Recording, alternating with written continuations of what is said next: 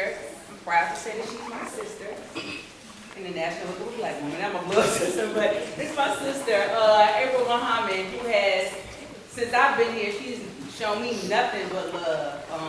Respectful, just resourceful, you know, just always thinking about everybody else. We're talking about somebody that practices the Ujima 365. It is no other than Sister April Muhammad.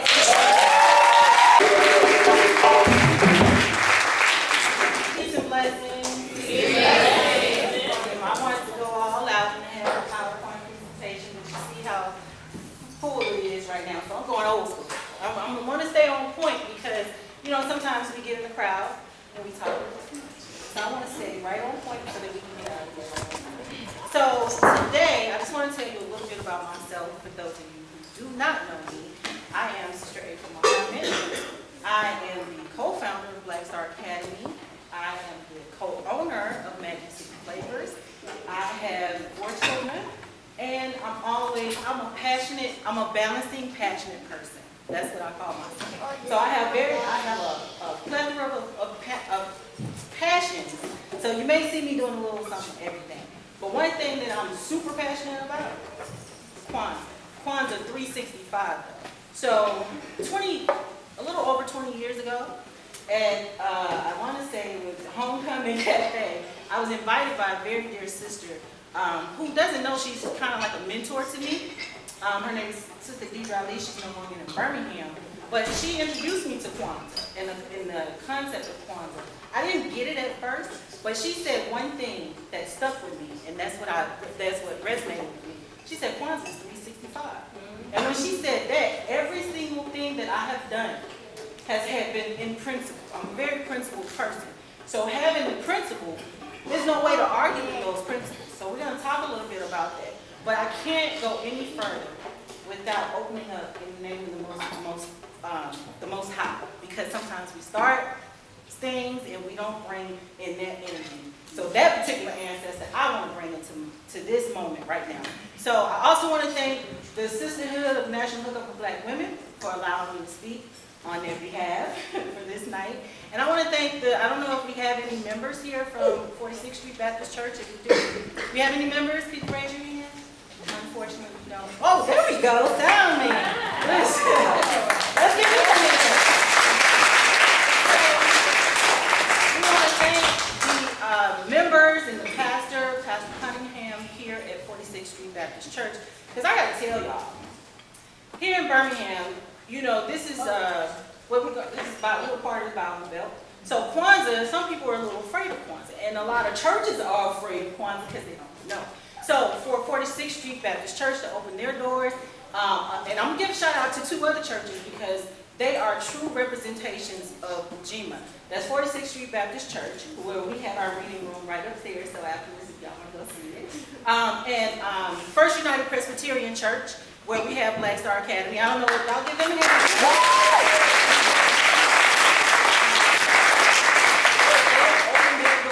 Allow an African Center School or program to be in there. That's unheard of, and you gotta give them props. And I'm gonna give props to this church around the corner too. First United, East Lake First United. I say First United. That church. So that particular church has allowed us really to come in and do all kinds of stuff. So we have to give thanks to these individuals because that's a tough thing. You know, when people are opening up their doors, they're charging very little, and just opening, I don't care if they charge a lot, they open up their doors for something that they're not very familiar with. So, I don't want to be redundant tonight and talk about what you always hear, what we need to do, what we should do. I don't want to come in that spirit. I want to come in the spirit of how do we properly activate the principle of Ujima moving forward towards this next decade. And one of the things, well, there are 3 areas I want us to think about as I navigate through this very short talk, because I can talk a lot, so I just want to make this a very short talk.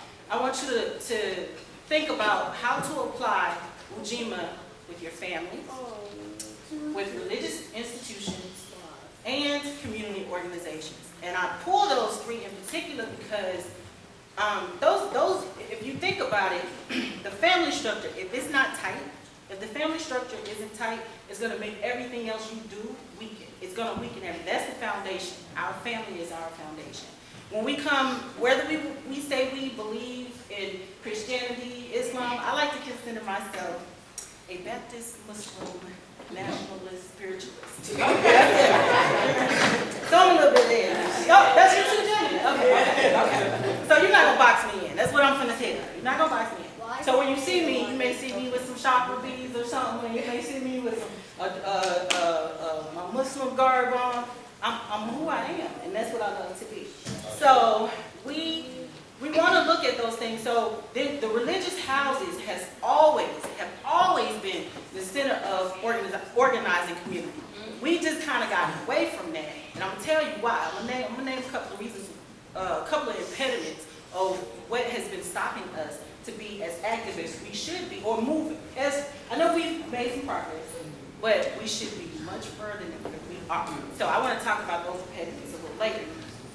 And the other is the community organizations. Oh, we have so many organizations, especially here in Birmingham. We start one every other week, so it looks like.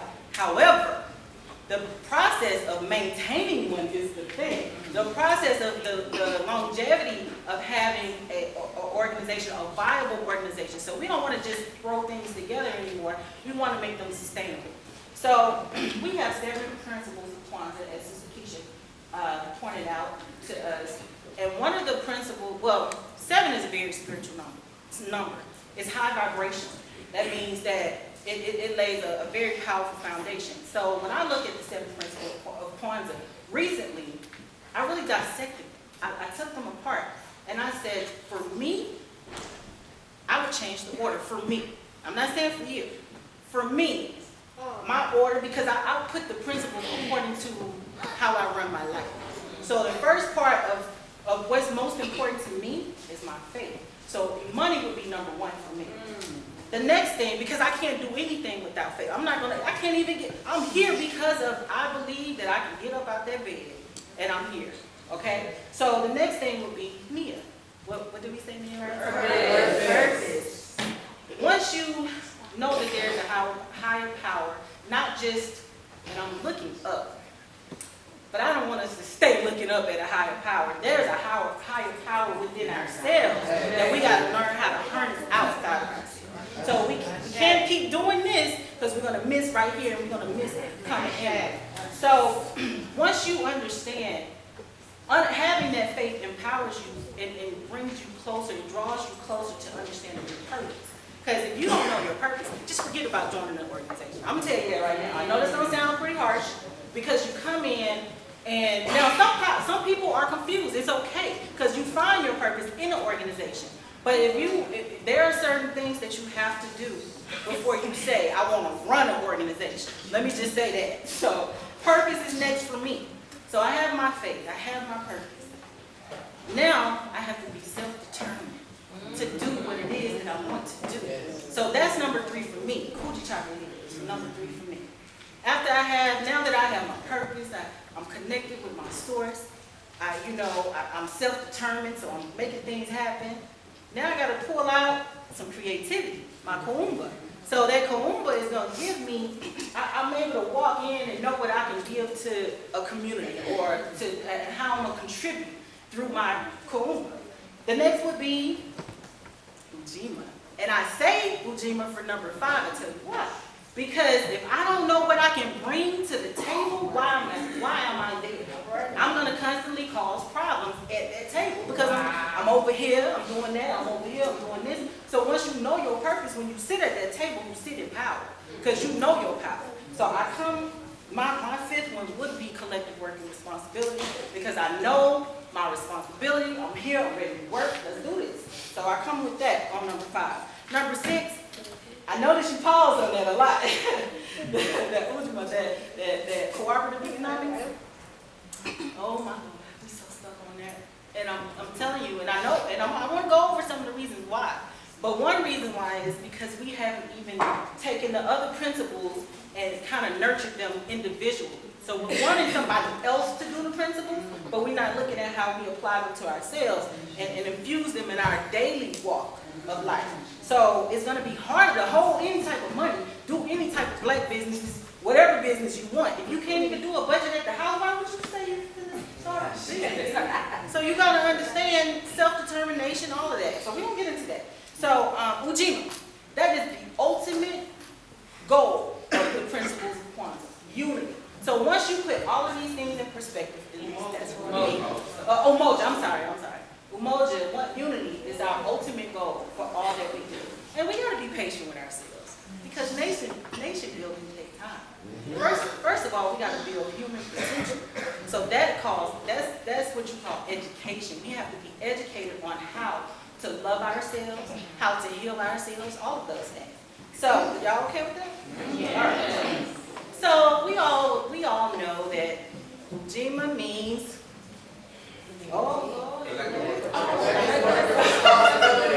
see, present time. We gotta be in present time. Ujima. So that basically breaks down to we gotta take responsibility for our failures. We gotta take responsibility for and not lay the blame on nobody else, and even be mature enough to share in our success. Because you didn't become successful on your own. It was your mama that helped you. Your daddy may have given you some money. The church members, the community. You're not where you are just because you are this great person. There was someone who helped, even the teacher helped give you and impart upon you the skills were developed by somebody. So we have to look at that when we're talking about Ujima. We didn't do this by ourselves, and we're not supposed to do it by ourselves. And we can't blame other people if things don't go right. We look, and I'm going to use in the family environment. I'm using all three environments. As a family, all of us have healing to do with our families. All of us. There's nobody sitting in this room that don't have family issues. So we can kind of come away from that and act like we got the best family. No, and I have a pretty decent family, but we got some issues. And then you have to heal from that. But even in the family, you have to break down to understand that if my daughter goes to college and I help support her get into college and she becomes this millionaire, she has a responsibility to our family. She ain't got to give all her money to us, but she has a certain responsibility. And she can say, well, I don't owe them nothing. But no. How did you even get in the world? Oh, baby, get my But when it comes to religious organizations, they have I'm going to tell you the biggest pet peeve that I have, and this is the biggest, a church with classrooms that's underutilized. That's a major issue for me because that tells me that you are not invested, you are not practicing your responsibility, not just the church, any religious organization who have space and they're not opening it up. That's why I'm giving props to these three churches in particular because they have space and they are opening it up. So when you check that out, I want you, because I had some conversations with some church people, and I'm like, you have a whole church full of educators. Why don't you have a school? Because it's my responsibility to call you out because it's there. So in an organization, when we're here, in an organization, we can't, sometimes, and I'm kind of going too far to what I really want to say, but the biggest thing that I see that kind of stops organizations, it's not money, that stops us from growing as an organization, it's really not money, it's ego. And I want to talk about ego tonight, because a lot of us get stuck right there in that ego when we're trying to build. Because building takes a certain mentality, and if you're not a builder, step back. You come in and help decorate or something. But step back while the building is building. So instead of messing something up. So I believe everybody in here is here because you want to contribute to the collective. I don't think nobody in here, even the babies, because it's an innate feeling that we have inside of us to be a part of the universe, to be connected. The stars flow, the planets, everything has its function, even our body, even our system. You'll never hear the heart telling the brain, look, I got this, you fall back. No, no. They work together in a synergistic flow. And everybody knows the role and everybody stay in their lane. And that's how they get things done. That's why we wake up. So, you know, I like to call it Black Utopia.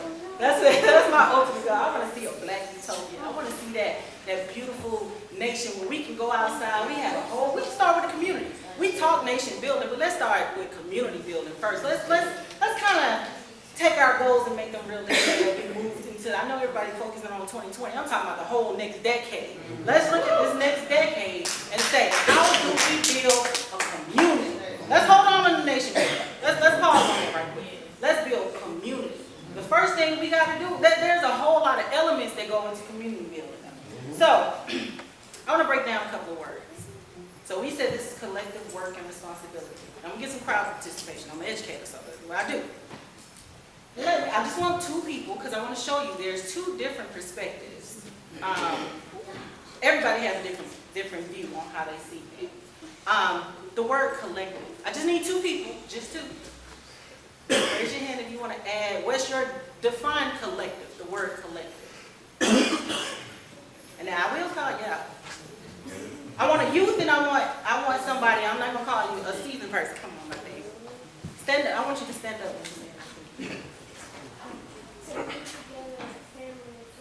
To bring together family and friends. Let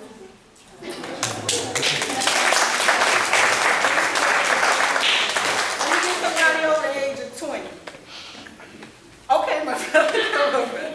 Come on, stand up, brother. Gathering together. The gathering together. Well, I'm going to tell you, very good. Thank you. I want to tell you what, I don't know if this from West, you know, we got Google now, so that's how they do it. So it says any group of people or thing that functions as a unit. And that's a church, a school, that's your body, your human body, that functions as a unit. So thank you all for that perspective. Next word, work. Two people. I want a youth and I want a seasoned person. Work, the word work. I'm gonna get somebody different. It gotta be somebody different. We didn't come to Kwanzaa. Kwanzaa is about education. And you're not wrong, because this is your perspective. This is how you see it. How you see the word work. Don't make me call y'all up. Okay, there we go. Hello. My definition of work is, I don't want to use work and work. Right, see, you gotta expand that. Yes, fine. My definition of work is what you put into what you're trying to bring together. I love it. I love it. All right, let's get one more person. She kind of semi. Okay, there we go. Oh, that's my sister. Thank you. The applied effort that one makes to create something, to make something happen. Do I need to read what Google said? But I'm going to do it anyway. But it says activity involving mental, check this out, mental and physical efforts done in order to achieve a purpose or a result. That means you got to put in some physical stuff or mental. So if I'm not physically able to do something or to contribute, my mind still works. There's a telephone. I know some people in here right now need to be on bed rest, but not only are they here, I know they work. They work very hard, a little too hard. But I don't name nobody. Okay, next word, last word, responsibility. Two people, two different people. I want two different people, because that's the responsibility. You gotta come outside of your shell. I will call you out. So yes, ma'am. Responsibility, maybe to take ownership of their own action. Yeah, don't say maybe, because that's what it is. That's what it is. One more person. Let's get one more person. Oh, that's Trey. Come on, Trey. Oh, yes, you got to be responsible for what you do. Thank you. According to Google, it's the state or fact of being accountable. And I'm going to say this word blame, because I almost took it out, but I said they put it in there, so I'm going to say it. Blame or to blame for something the group has. So this church, the pastor of this church can't take full responsibility of saying this is my church. Because everybody put in there, he belongs to this church. He's the shepherd of this church. But at the end of the day, it's the members who lays the foundation. It's a collective that's there. We can say, Sister Fatima, yeah, she's over the national hookup of black women. Y'all know that now. We got a new president. Sister Fatima, it's bad. Come on. So we can say that, but it's the collective work of the sisterhood that draws more people to us. So now we're going to talk about those impediments. Well, we're going to talk, the impediments. I kind of looked at 4 of them in my walk of building school educational centers, building a family, and being a part of a religious organization. So what I've seen most, that ego. Oh man, if we understand, you need to check your ego at the door once you walk in. Just check it. All of us got one, so don't feel bad about it. We all got it. But check it. That don't mean you gotta throw it away. Check it. Why am I here? That's how you check your ego. Why am I here? Am I here to take over? Am I here to contribute?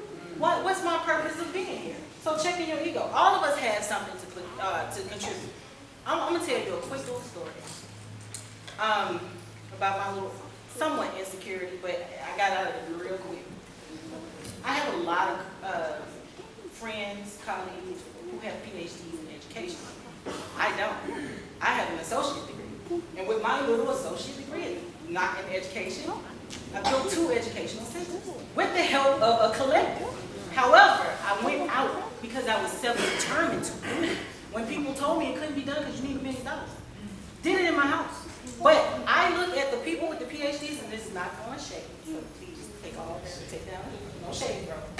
But you have a responsibility if you have the training and the skills, and you call yourself conscious, and you have a PhD or any type of training, and you come into the community and you don't bring that back to the community, your training, your skills back into the community, you are responsible, and we're going to blame you because a PhD means you are a doctor of education.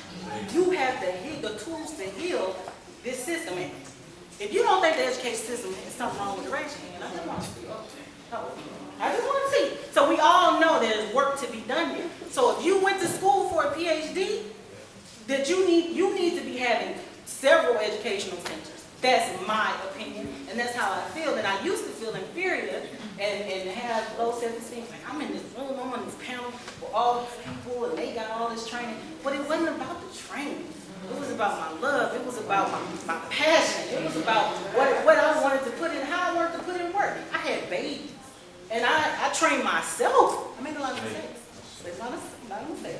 But I trained myself, and I did do continuing education, by the way. I just want y'all to know that. I didn't just jump in the classroom. I made some mistakes, and I went back to some classes. But that's that. I want us to get past, I'm not qualified to make something happen, to work with this organization. Get past that. Throw that away.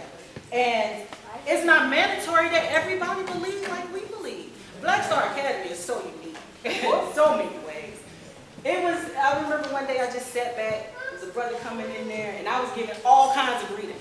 I was like, amen. I was like, peace and blessings. We had to just start peace and blessings. It was like Islam, we was like Assalamu alaikum, it was like, Hebrew, Israelite, everybody in Black Star Academy. And nobody was beefing. Nobody had, because we were there for collective purpose. And everybody knew their role, and everybody was working it out. Nobody was trying to come on, overtake anybody else, and it flowed. So that taught me so much about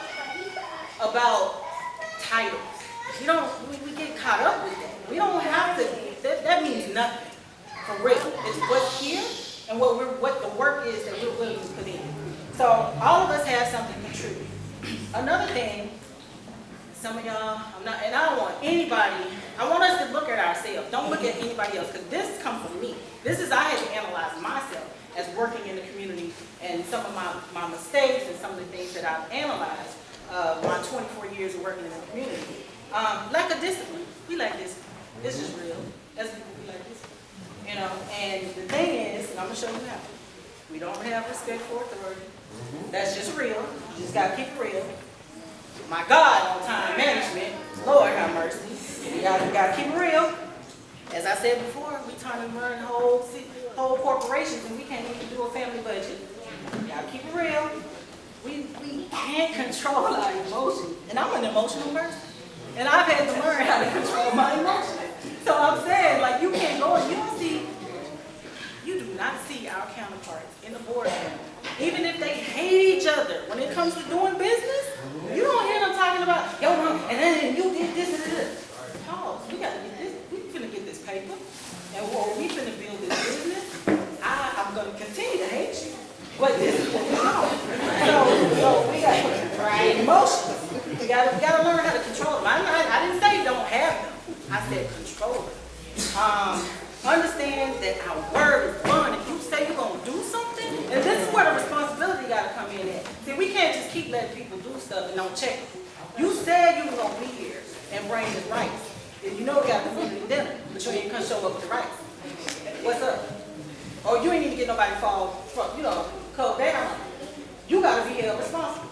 Okay? So another thing is we lack continually self-education or self-educating ourselves. Read a book. That's what I'm trying to say. Read a book. Dude, if you are interested in something, if you want to do something. If I join the National Hood of Black Women and I don't know anything about it, I haven't educated myself on the organization. Educate yourself on what you're saying and representing. At least start there. If I say I want to be a mother and I haven't read one book on how to be a mother to a 21st century child or how to be a black mother, we think we know. We're not born in a hood. After slavery, man, come on now. They did not. They just think we wasn't free for real. So they said go. And we went right back to the plantation because we didn't know what to do. So we didn't have freedom school. We didn't have a retraining on how to be free. So all of that has to be, we have to kind of go through a self-re-education. Wow. And then we have to discipline our bodies so that we can be healthy enough to get up on time, to have a conscious mind enough to raise a family. So health is wealth. We can have all the money in the world, but if you're not healthy, you're going to go right into that ground and you're not going to be able to experience any of it. So health is definitely wealth. The third thing, and I only have two more. Now this is a big thing in our community because everybody's talking about, I'm healing. I'm one of those people that's saying this. I'm healing. I'm on my healing journey. And that is a real thing. That is something that really has to happen. I'm loving the fact that I'm hearing that, even from men. Because as I said earlier, in our family structure, a lot of hurt has been done. A lot of pain has been done. And I want to tell you something. We react and interact with each other according to our experience. So if we've experienced pain from our mother, a man experienced pain from his mother, what kind of husband do you think he's going to be? I mean, just think about it. Because he has a certain reaction to a woman. Because of the mother is that first woman that he ever was in love with. And this way or whatever happened. If we have a certain interaction with the deacon at the church, or the deaconess, and she was all nasty with a nasty ass, you know, sit over there and be hot, don't move. You know what I'm saying? You look at church, I don't want to go there. Why would I go there? Because you hostile towards me. So and then you feel that pain towards church. In an organization, they ain't listening to me, and they don't value my opinion. And so you react to everybody, everywhere you go, the same way because you're not healed past that pain. So that's another thing that kind of keeps us stuck from moving forward with working together collectively, effectively. I don't know if y'all got that. Anyway, the last thing I would say is, and a lot of people, again, I don't do God, I don't do all of that. But you saying you don't do that God within yourself, you got to have faith even in yourself and your ability.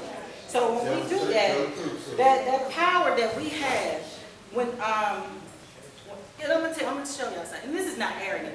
Don't let nobody make you feel like you're cocky or arrogant because you're confident. When I walk in a room, I'm analyzing everybody, and I know, I know my skill set is organizing. That's what I do. I'm natural. I was born to do that. I was organizing my cousins. Let's spell cat, let's spell dog. I didn't even know I was going to be a teacher when I was 6 years old. But I was the oldest, and I'm teaching them what I knew. So I'm a natural organizer. So when I walk in the room, I know what my skill set is. I know I'm walking in power. I'm walking in my power. So when you are there and you have that faith in yourself, you won't don't worry about nobody taking nothing from you. You don't worry about nobody.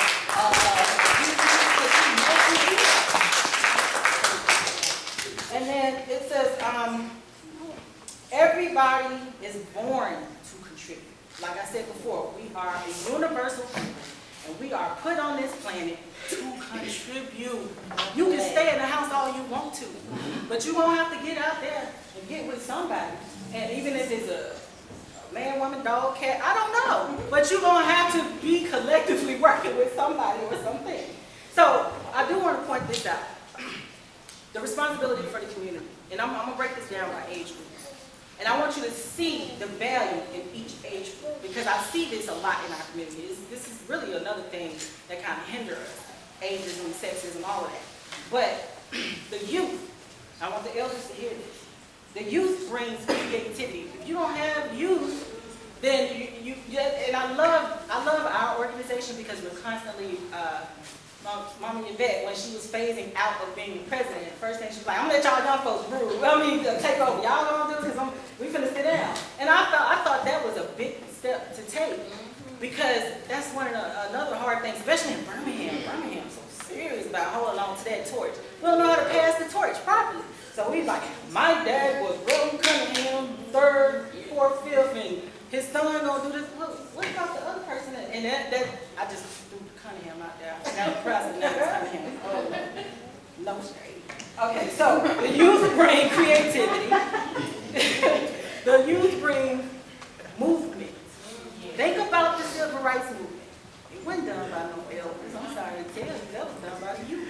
Folks were skipping school to make something happen. It was movement, and we need the youth for movement. And last, we need them for life. They are the producers. They have the babies. I'm not trying to do it no more, so y'all can go ahead and use have some babies so we can keep this thing going. So ages 40, which I'm 40 something. Ages 40 to 59. This is what should be our focus, is being nurturers. We have to nurture the youth. Because sometimes they don't want to listen to somebody with a gray beard. You don't know, this it's 2019, it's 2020. This is how we do it. We get it popping like this. However, the one that was sitting there in the middle is like, I did that, done that, but I'm still connected to you. They will listen to you a little bit more. So 40 to 59, you need to be a nurturer. We need to be nurturers. We need to be bridgers. We need to be bridgers for the youth and our elders, because the elders have the wisdom. Yeah. That's our 65. I'm very cautious to say 65. What I feel, 65 and up. Because 65-year-olds nowadays, shoot, I don't know. I've seen some out here. Oh, I meant 60. I knew my brain was like pause. So yeah, 60 and up. Did I hear it? All right, Brother Barry. Bring the wisdom. And you gotta, now I'm gonna say this. You gotta bring the wisdom and the guidance. That's everybody 60 and up. Well, 65 and up. No, it's 60 and up. My brain. So 60 and up, you have to bring the wisdom and you have to bring the guidance. But I'm gonna say this. Every elder is not quite worthy to be listened to.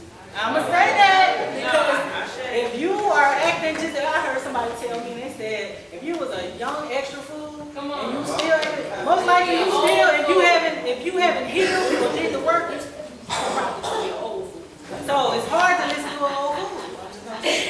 So I want to leave you all with this. I want to leave you all with African proverbs and a couple of things. One of the African proverbs, which I know, and I know at Black Star, we had to have said this. I know I have.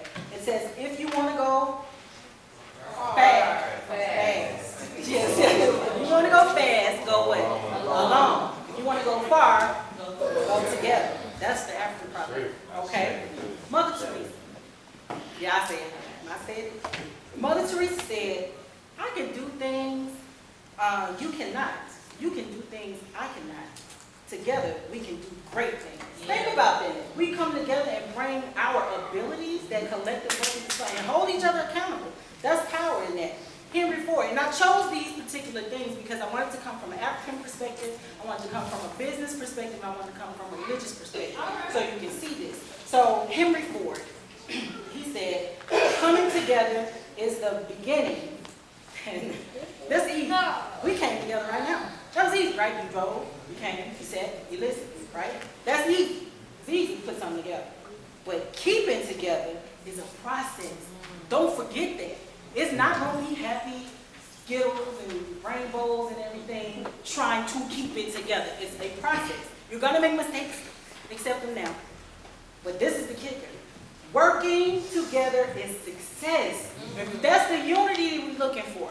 So I hope that I said something that inspired, motivated, or even gave you a reason to, just think about Ujima differently. But thank you for your time and your attention. I didn't see anybody sleep already. You babes, I still see them up, so I'm a little happy. So thank you all.